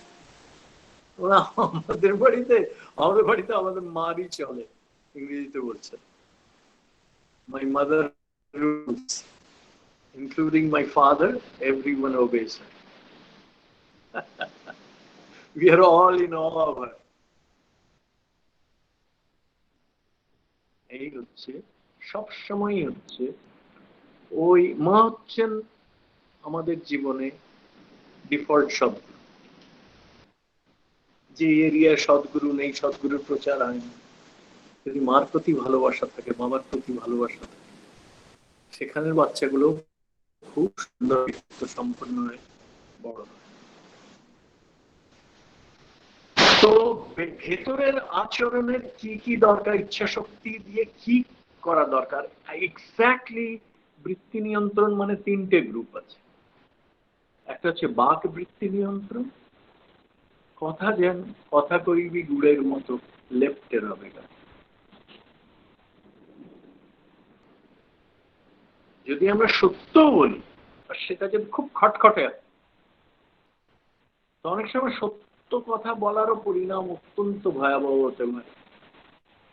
কারণ এই সিম্পল প্রজ্ঞার একটা অঙ্গ হচ্ছে যে পরিণাম জানা, আন্ডারস্ট্যান্ডিং অফ কনসিকুয়েন্স। আমি যদি টোনটা পাল্টাই তাহলে এইটার এই কনসিকুয়েন্স হতে পারে। একটা ভালো কথা বলছি কিন্তু এই সামনের মানুষটা অযথা বেশি অফেন্ডেড হতে পারে। হার্শ কথা না বলা, মিথ্যে কথা না বলা, ক্রিটিসিজম না করা। উল্টো পাল্টা ক্রিটিসিজম করাটাও ভালো, আর ক্রিটিসিজম বেশি না করা। আমি অনেককে দেখি, গুরু ভাইদের মধ্যেও দেখি, যে একজন হয়তো কোনো একটা খারাপ কথা বলেছেন, সেটাকে হয়তো খুব ক্রিটিসিজম করছে। আমার একটা নিবেদন যে ওইটা করলেও কিন্তু ওই একই দোষী আসে ভেতরে। যাই হোক, তারা নিশ্চয়ই কিছু ভালো বুঝে বলেন, কিন্তু যতটা পারা যায় বাক সংযমে বাকের শুদ্ধি বাড়ে এবং ভেতরের চরিত্র শুদ্ধ হয়। দ্বিতীয় হচ্ছে জীবিকা শুদ্ধি, জীবিকা আচরণ। এমন কোনো জব নিতে নেই যেখানে হোয়াইট লাইজও বলতে হয়। কেন হোয়াইট লাইজ বলতে হবে কেন? আমাকে যখন আমার জবে কোনো জায়গায় কোনোভাবে ব্লাফ মারতে হয়েছে, আমি কানাডায় 2টো মেজর জব করেছি, 25 বছর কানাডায়, 13 বছর ইন্ডিয়া, এখন এমেরিটাস প্রফেসরশিপ করছি। যত বয়স বাড়ছে তত সাধারণ যে একটু যে আমার কারোর সঙ্গে কথা বলতে ফোনে ইচ্ছে করছে না, তাকে বললাম, হয়তো যেরকম বলে, অনেকেই বলে এখন মিটিং আছে, এখন ব্যস্ত আছে, ধীরে ধীরে এই প্রবৃত্তিটা চলে যায়। জীবিকা এমন হবে যেখানে কোনো রকম চরিত্রের যে শুদ্ধি, সেটার বিপরীতে কোনো কাজ হবে।